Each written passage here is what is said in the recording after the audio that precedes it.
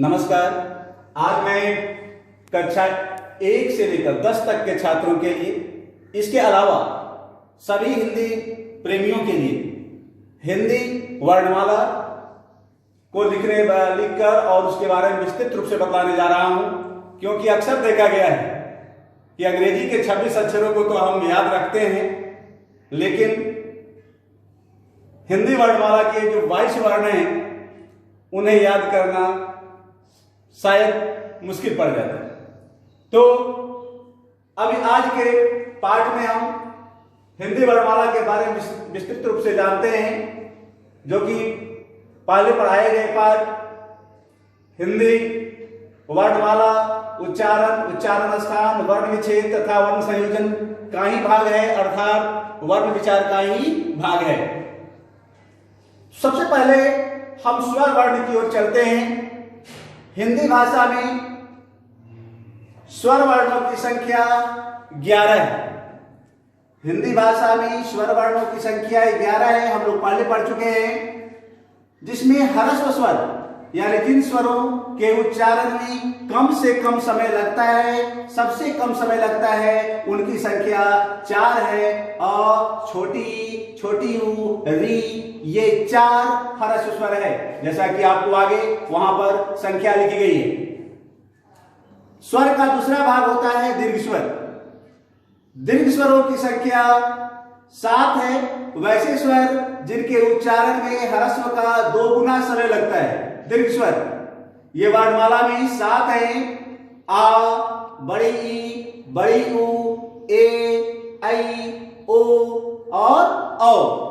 ये 7 दीर्घ स्वर है, अर्थात दोनों को मिलाकर कुल स्वरों की संख्या 11 है। आगे हम स्वर के साथ ही अंग और अह को पढ़ते हैं, लेकिन इन्हें स्वर नहीं माना जाता। क्यों नहीं माना जाता, ये मैंने आपको पहले भी बताया, आज फिर से। क्योंकि ये लिखे तो स्वर के साथ जाते हैं, लेकिन इनका उच्चारण व्यंजन की तरह होता है। अतः न तो इन्हें स्वर वाले साथ रखना चाहते हैं, न तो व्यंजन वाले साथ रखना चाहते हैं, और इसीलिए इन्हें अयोगवाह कहा गया है। इनकी संख्या हिंदी वर्णमाला में 2 है, अंग और अह। अंग और अह क्या है? अयोगवाह है। अब उसके बाद हम लोग चलते हैं हिंदी वर्णमाला में स्वर को यहीं पर विराम देते हैं। स्वर और अयोगवाह के बाद व्यंजन की ओर चलते हैं। व्यंजन, शुद्ध व्यंजन 33 हैं और संयुक्त व्यंजन 4 हैं। इस प्रकार से 39 व्यंजनों के बारे में हम लोग पढ़ते हैं। व्यंजन को 4 भागों में हम लोग बांटते हैं। सबसे पहला है स्पर्श व्यंजन। सबसे पहला है स्पर्श व्यंजन। व्यंजन को स्पष्ट कर देते हैं। वैसे वर्ण जिनके उच्चारण में स्वर की मदद ली जाती है। तो पहला है स्पर्श व्यंजन। जिन व्यंजनों के उच्चारण में हवा मुख के विभिन्न भागों से स्पर्श करते हुए निकलती है, अर्थात उच्चारण करने में जिह्वा मुख के विभिन्न भागों को स्पर्श करती है, उसे हम स्पर्श व्यंजन कहते हैं। स्पर्श व्यंजनों की शुद्ध स्पर्श व्यंजनों की संख्या 25 है और 2 नवविकसित, हिंदी भाषा में 2 नवविकसित व्यंजन है। इनको मिलाकर स्पर्शों की कुल संख्या 27 हो जाती है। इन्हें 5 वर्गों में बांटा गया है। क वर्ग, क वर्ग में 5 वर्ण हैं, क, ख, ग, घ और अंग। च वर्ग, इसमें 5 वर्ण, च, छ, ज, झ और ञ।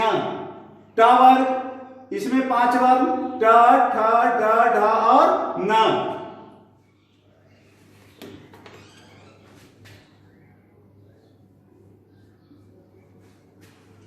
उसके बाद हम त वर्ग की ओर बढ़ेंगे। तो त वर्ग,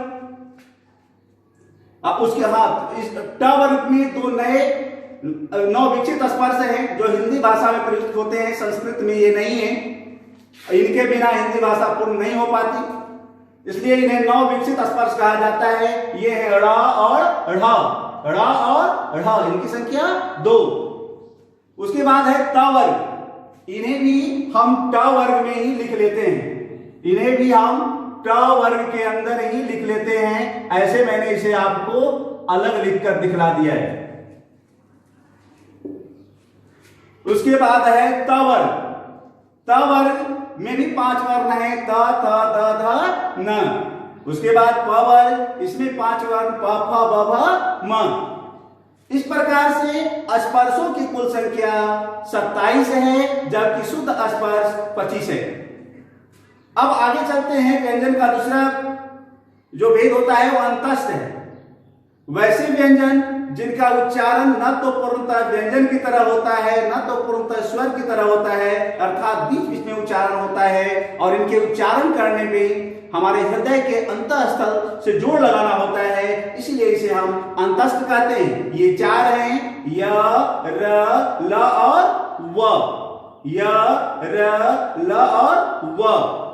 इसके आगे 4 ऐसे व्यंजन हैं जिनके उच्चारण में अत्यधिक मात्रा में ऊष्मा निकलती है और मुख के विभिन्न भागों को स्पर्श करते हुए बाहर ऊष्मा रगड़ के कारण बाहर ऊष्मा या गर्मी निकलती है, इसलिए इन्हें ऊष्म कहते हैं। इनकी संख्या 4 है, तालव्य स, मूर्धन्य स, दंत्य स और ह। ध्यान देंगे, तालु से उच्चारण होने के कारण इसका नाम तालव्य स है। तालु से थोड़ा ऊपर मूर्धा से उच्चारण होने के कारण इसका मूर्धन्य स है। दांत से उच्चारण होने के कारण इसका दंत्य स है और ये ह है। इस प्रकार से यहां तक आपके शुद्ध व्यंजन है, स्पर्श, अंतस्थ और ऊष्म। उसके बाद संयुक्त व्यंजन, 4 संयुक्त व्यंजन है। 4 संयुक्त व्यंजनों को अगर हम लें तो ये क्या है? छ, त्र, ज्ञ और स्र। तो गलत से लिया यार।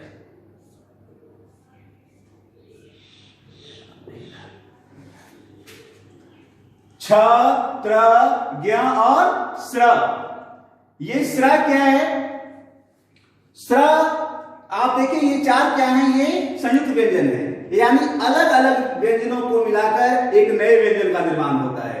क और श मिलकर छ का निर्माण करते हैं, त और र मिलकर त्र का निर्माण करते हैं, ज और य मिलकर ज्ञ का निर्माण करते हैं और स और र मिलकर स्र का निर्माण करते हैं।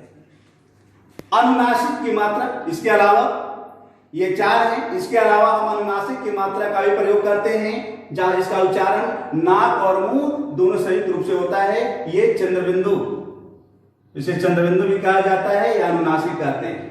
और अंग्रेजी से आगत शब्द जो आए जो शब्द हैं उनमें ये अ, जैसे कॉलम, बॉक्स इत्यादि में ये अ का प्रयोग किया जाता है। इसकी मात्रा सामान्यतः ऐसे लगाई जाती है।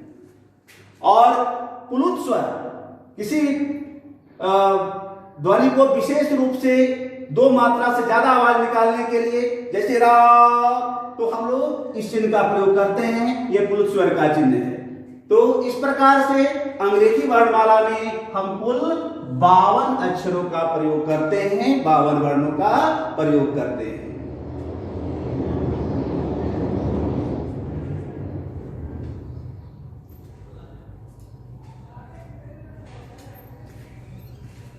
अब आइए हम लोग देखेंगे उच्चारण। उच्चारण, उच्चारण क्या है? उच्चारण मुख से के द्वारा जो लिखे गए वर्ण हैं, वर्णों का मुख से बोलना, वर्णों को मुख से बोलना, उसे हम क्या कहते हैं? उच्चारण कहते हैं। और जिस प्रकार से लेखन और उच्चारण में हमें समानता रखने की आवश्यकता होती है। वर्ण विच्छेद, शब्दों के वर्णों को अलग अलग करना क्या कहलाता है? वर्ण विच्छेद कहलाता है। शब्द में, जो किसी भी शब्द में जितने वर्ण शामिल होते हैं उनको अलग अलग करके लिखना वर्ण विच्छेद कहलाता है। तो पहला हम उच्चारण यानी मुख के द्वारा वर्णों अथवा अक्षरों को बोलना उच्चारण है, जबकि वर्ण विच्छेद किसी शब्द के वर्णों को अलग अलग करके लिखना वर्ण विच्छेद कहलाता है। जैसे विद्यालय, इसमें व, छोटी, द, य, आ, ल, अ जमा अ, य जमा अ। इस प्रकार से वे विद्यालय का ये वर्ण विच्छेद हुआ। इसी का ठीक उल्टा है वर्ण संयोजन। अलग अलग वर्णों को संयोग करके मिलाकर शब्द का निर्माण करना वर्ण संयोजन कहलाता है। जैसे है स जोड़ उ जमा उ जमा द जमा अ, क्या हो गया? शुद्ध। तो आज के पाठ में इतना ही।